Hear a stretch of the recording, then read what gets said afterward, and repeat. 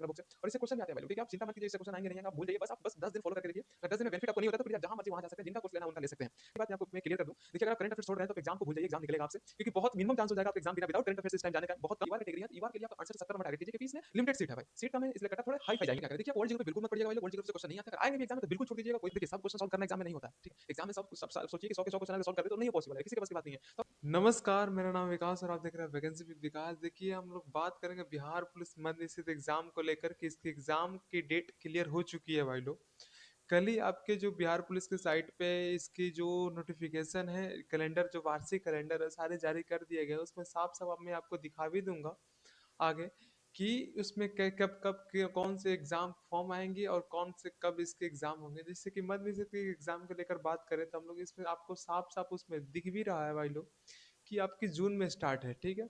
जो प्रारंभिक परीक्षा है उसकी जून में होगी, हालांकि उसकी जो फिजिकल होगी वो नवंबर में लिखा हुआ है। तो उसकी तो बात की बात है, पहले तो यही है कि हम लोग उस प्रारंभिक परीक्षा को कैसे क्वालिफाई करें। ठीक है, हमारे टॉपिक इन टॉपिकों पे होगी, एक मोस्ट इंपॉर्टेंट टॉपिक पे किन किन टॉपिक को हम लोग कर लें ताकि मेरा बिहार पुलिस मद निषेध एग्जाम निकल जाएगा। देखिए अभी बात करें, अभी भी आप लोग के पास अच्छा खासा समय बचा हुआ है। इन समयों में भी आप बिहार पुलिस मद निषेध एग्जाम को आसानी से निकाल सकते हैं। मैं उन्हीं टॉपिकों पे चर्चा करूंगा जो टॉपिक एग्जाम में बार बार इससे क्वेश्चन पूछे जाते हैं और आगे भी पूछे जाने की पूरी संभावना रहेगी। हम लोग एक एक चैप्टर एक एक टॉपिक को करेंगे कि हम लोग बताएंगे कि किन किन टॉपिक को आप कीजिएगा ताकि आपको ज़्यादा बेनिफिट मिलने वाला है, और ना कि पूरे टॉपिक को करना है, ठीक है?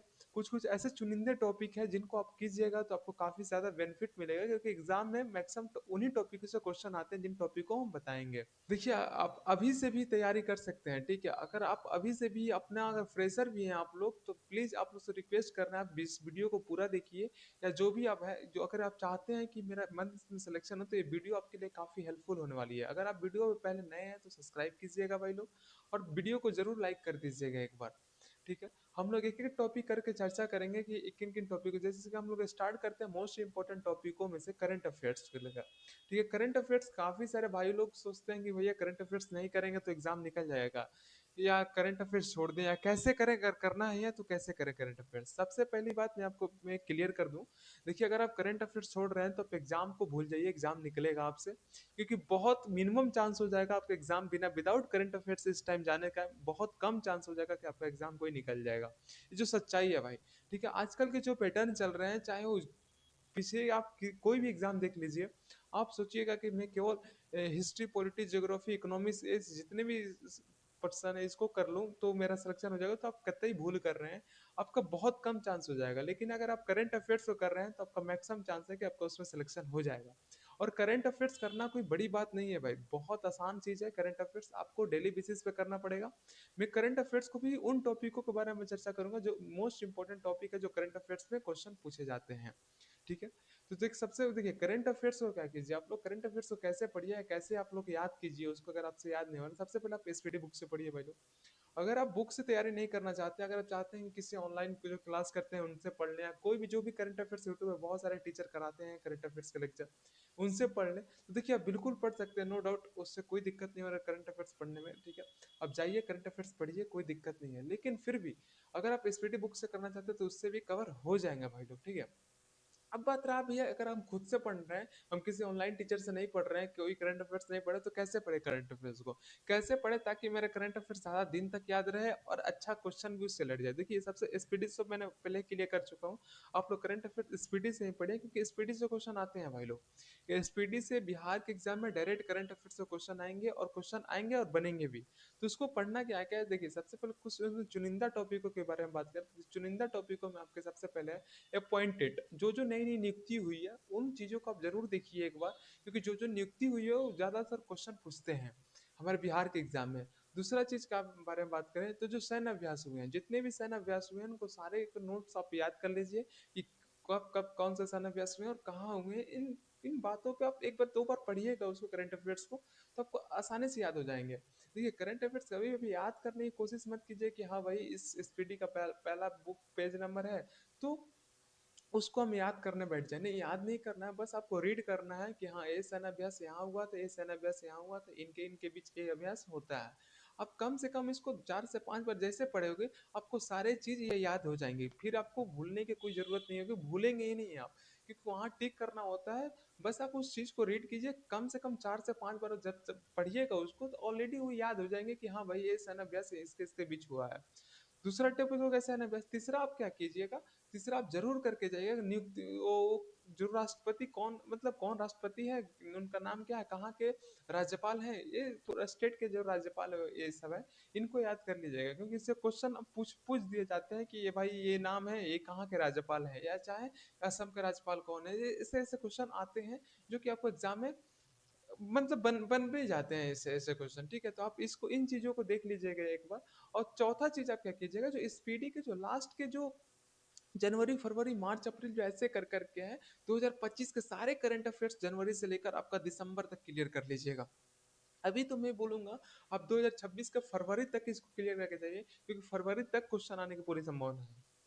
ठीक है, तो आप करंट अफेयर्स को फरवरी तक कीजिए, और स्पीडी के लास्ट का जनवरी से लेकर दिसंबर जो भी फरवरी तक है, इसको पूरा का पूरा क्लियर कीजिए एक वर्ष का। ठीक है, और साथ में मैंने जो अपॉइंटेड बताया, नियुक्तियों को क्लियर कीजिए, जो राष्ट्रपति राज्यपाल के बारे में जो जो जहाँ कहें वो क्लियर कर लीजिए, और सैन्य अभ्यास क्लियर कर लीजिए। और चौथा मतलब मोस्ट इंपॉर्टेंट इसमें आता है अवार्ड्स, कौन कौन से जो न्यू न्यू अवार्ड्स मिले हैं जो स्पोर्ट्स में किनको कौन से अवार्ड मिले हैं, चाहे जैसे कि ओलंपिक में कौन क्या हुआ है, इस सारी बातों पे आप लोगों को पकड़ होनी चाहिए। इससे क्वेश्चन आपको डायरेक्ट क्वेश्चन एग्जाम में देखने को मिलते हैं।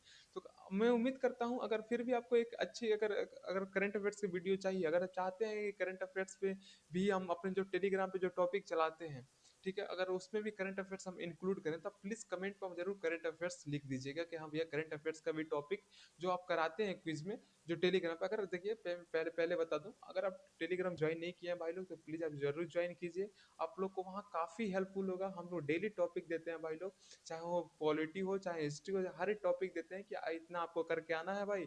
अगर आप देखिए मैं लिख ही दे रहा हूँ, अगर आप वहाँ से कर रहे हैं ना, तो काफी सारे आपको बेनिफिट मिलेंगे। ठीक है, वहां से आपको बहुत बेनिफिट मिलने वाला है। और किस बुक से करते हैं, देखिए मैं आपको बता दूं बुक का वो रेफरेंस क्या रहेगा हमारा, ये एनसीईआरटी सार्थक का बुक है भाई लोग, यही मेरा रेफरेंस रहता है। इन्हीं बुक के द्वारा ही हम लोग वहाँ टॉपिक देते हैं, इस एनसीईआरटी सार्थक बुक से। और इससे क्वेश्चन भी आते हैं भाई लोग। ठीक है, आप चिंता मत कीजिए, इससे क्वेश्चन आएंगे नहीं आएंगे आप भूल जाइए, बस 10 दिन फॉलो करके देखिए। अगर 10 दिन में बेनिफिट आपको नहीं होता, तो प्लीज आप जहां मर्जी वहां जा सकते हैं, जिनका कोर्स लेना है उनका ले सकते हैं। मैं रोकूंगा नहीं, लेकिन आप लोग सबसे रिक्वेस्ट है कि प्लीज 10 दिन वहाँ विजिट कीजिए, 10 दिन अपना ईमानदारी पूर्वक 10 दिन मेहनत कीजिए, देखिए आपको कितना बेनिफिट होने वाला है उससे। ठीक है, कि आपको सच्चाई में बेनिफिट होता भी है। तो करंट अफेयर्स कमेंट कीजिएगा, करंट अफेयर्स पे हम लोग वहाँ टॉपिक कराना शुरू कर देंगे। ठीक है, कम से कम उस पर 10-15 कमेंट आना चाहिए करंट अफेयर्स पे, तब भी सोचूंगा मैं कराने के लिए। तो आप लोग, आपकी जिम्मेदारी है। ठीक है, वही दूसरा बात करके भैया, ठीक है करंट अफेयर्स की तो बात हो गई, लेकिन आप ये बताइए कि हम लोग हिस्ट्री पॉलिटी ये सब कैसे करें भैया, इन कौन कौन से टॉपिक को करें ताकि मेरा क्लियर हो जाएगा एग्जाम अभी से भी। देखिए, अगर आप अभी से भी तैयारी कर रहे हैं, तो प्लीज आप आंख मूंद के टेलीग्राम ज्वाइन कीजिए। ठीक है, मैं आपसे 10 दिन समय मांग रहा हूँ, 10 दिन समय दीजिए वहाँ। आप लोग को चाहे पॉलिटी हो चाहे हिस्ट्री हो चाहे इकोनॉमिक्स हो, जो भी टॉपिक हो, आपको सारे टॉपिक वहाँ कवर करा दिए जाएंगे। वो सीक्वेंस में कराए जाते हैं भाई, ऐसा नहीं है कुछ भी कहीं से दे दे, सीक्वेंस वाइज कराए जाते हैं, आपको काफी सारा बेनिफिट होगा। देखिए, अगर बात करें हम लोग पॉलिटी में भैया क्या करें, पॉलिटी में सबसे इंपॉर्टेंट चीज आती है भैया कि आप लोग अनुसूची को जरूर याद कीजिएगा।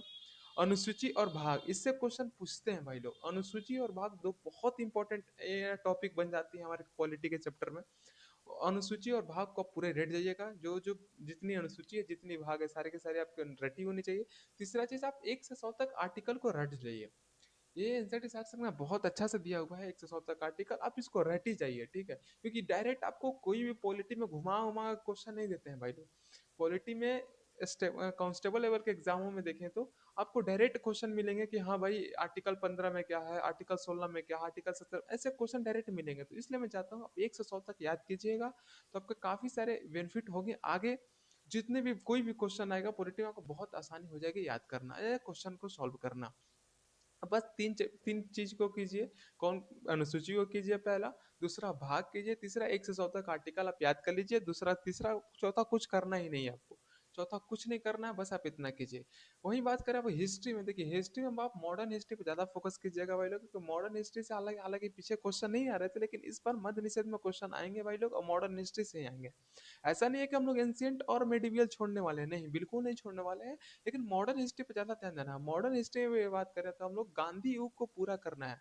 गांधी जब 1915 से लेकर 1947 जितने भी समय थे भारत में जो आए थे, उनके सारी घटनाओं पे देखनी है भाई कि 1915 से 1947 में कौन कौन सी घटनाएं हुई थी, कौन कौन से क्या हुआ था, कौन से आंदोलन हुए थे, सारी बातों पे आपको करनी पड़ेगी वहाँ।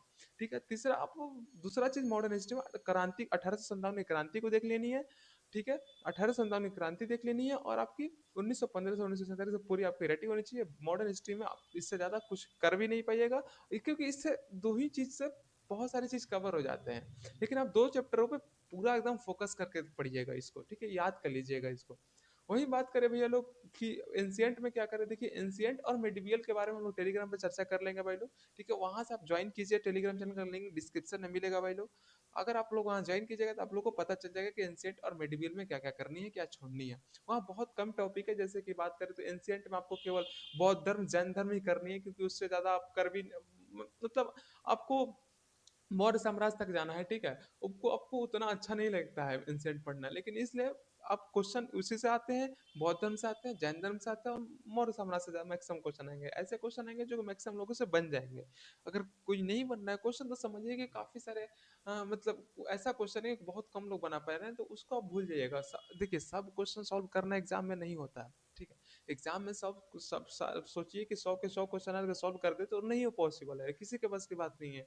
तो आप समझिए कि वो क्वेश्चन तो कम से कम कर लें जो सब करते हैं, वो क्वेश्चन तो कर लें। लेकिन आप अगर एनसीईआरटी बुक से कर रहे हैं तो कम से कम का 60 से 65 क्वेश्चन डायरेक्ट एग्जाम में क्वेश्चन आएंगे भाई लोग। ठीक है, मैं जो बुक बता रहा हूँ एनसीईआरटी सार संग्रह से, डायरेक्ट आपको 60 से 65 क्वेश्चन एग्जाम में देखने को मिलेंगे ही मिलेंगे भाई लोग।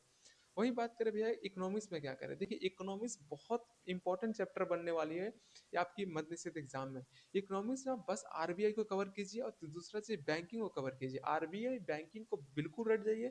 और तीसरा चीज आप लोग पंचवर्षीय योजना, जो जो योजनाएं आई हैं 1951 से 2012 तक, इस सारी योजनाओं पर आपकी पकड़ होनी चाहिए कि कब कौन सी योजना कहाँ से कब, पहली प्रथम जो पहली योजना थी वो कब से कब तक थी, दूसरी कब से कब तक थी, किस मॉडल पे थी, कितनी रेट थी, ये आपको रटनी है, आप रट जाइएगा। ठीक है, मैं आपको रटा भी दूंगा वहां से टेलीग्राम पे। आप इसको बस 3 चैप्टर को कीजिए, आरबीआई बैंकिंग और पंचवर्षीय योजना, इकोनॉमिक्स खत्म। क्योंकि इकोनॉमिक्स में अगर आप ज्यादा दिमाग लगाने चल जाइएगा, सोचिएगा, तो इकोनॉमिक्स का क्लास ही बहुत ज्यादा है, तो आप कर नहीं पाइएगा। इसलिए आप बस 3 टॉपिक को कीजिए, आरबीआई, बैंकिंग और आपका पंचवर्षीय योजना। वही बात रहा भाई लोग कि भैया ज्योग्राफी में क्या करें, देखिए आप वर्ल्ड ज्योग्राफी बिल्कुल मत पढ़िएगा भाई लोग। वर्ल्ड ज्योग्राफी से क्वेश्चन नहीं आते, अगर आएंगे भी एग्जाम में तो बिल्कुल छोड़ दीजिएगा, कोई दिक्कत नहीं है। 1 से 2 क्वेश्चन आएंगे, या वो भी नहीं आएंगे भाई, बहुत मिनिमम चांस है। लेकिन ज्योग्राफी से क्वेश्चन आएंगे, और ज्योग्राफी में रिवर सिस्टम से बहुत क्वेश्चन आते हैं। तो आप रिवर सिस्टम को बहुत अच्छा से पढ़िएगा। ठीक है, जितने भी रिवर सिस्टम, जो भी नदियां हैं, उनकी नदियां की सहायक नदी के बारे में जरूर जानिएगा आप लोग। और इतना चीज कीजिएगा, ज्योग्राफी में भी क्लियर हो जाएंगे भाई लोग। ऐसे हम लोग करा भी देंगे वहाँ टॉपिक पे टेलीग्राम पे, आप लोग पहले ही बता चुका हूँ। ठीक है, तो आप लोग जरूर ज्वाइन कर लीजिएगा टेलीग्राम, आपके लिए काफी हेल्पफुल होगा। जो जो ज्वाइन किए हैं प्लीज आप लोग जरूर भी बताइएगा कि आप लोग कितनी हेल्पफुल मिलने वाली है। ठीक है। और बात करें भैया लोग कि भैया इसमें बहुत सारे सवाल ये भी आते हैं भैया कटअप को लेकर के, भैया कटअप क्या टारगेट रखें, कितना टारगेट रखें कि मेरा सिलेक्शन हो जाएगा, टेस्ट में इतना नंबर आ रहा है, क्या मैं सेफ हूँ या नहीं हूँ। देखिए अभी आप टेस्ट में क्या कीजिए ना, अगर आप अगर अगर कटअप मतलब कटअप तो बहुत मुश्किल है बताना, लेकिन फिर भी आप सेफ स्कोर के बारे में जानना चाह रहे हैं, तो अब अभी आप हर टेस्ट में कोशिश कीजिए। अगर आप ईवार कैटेगरी है तो ईवार के लिए आपका 68 से 70 नंबर टारगेट कीजिए, क्योंकि इसमें लिमिटेड सीट है भाई, सीट कम है, इसलिए कटअप थोड़े हाई फाई जाएंगे ईवार की। 68 से 70 से ज्यादा बिल्कुल कटअप नहीं जाने वाला भाई, ये मैक्सिमम कटअप मैं बता रहा हूँ। आप इतना टारगेट करके चलिए, हमेशा हर टेस्ट में सिलेक्शन हो जाएंगे। वही बात करें आपका ओबीसी कैटेगरी है, तो आपका 67 नंबर टारगेट कीजिए, 67 से 68 टारगेट कीजिए, आपका सिलेक्शन हो जाएंगे। ईडब्ल्यूएस और एबीसी कैटेगरी वाले भाई लोग 65 प्लस टारगेट कीजिएगा। और एससी और एसटी वाले जो जितने भी भाई लोग हैं, वो लोग 62 प्लस टारगेट कीजिएगा। और जितनी भी महिलाएं, जितनी भी मतलब लड़कियां हैं, वो गर्ल्स क्या करें, 10 नंबर माइनस कर लीजिए, इतना लेकर चलिएगा, आप लोग का सिलेक्शन हो जाएगा। जितनी जो जो कैटेगरी में बताया, उसमें आप 10 नंबर माइनस लेकर चलिएगा, आपका सिलेक्शन हो जाएगा भाई लोग। ठीक है, तो आप इतना कीजिएगा, इन टॉपिकों को कीजिएगा। अगर फिर भी आप लोगों को कोई भी डाउट हो तो प्लीज आप जरूर कमेंट कर दीजिएगा, हर एक कमेंट का आपका भाई जरूर जवाब दे देता है। मिलते हैं एक और नए वीडियो के साथ। जय हिंद, जय भारत।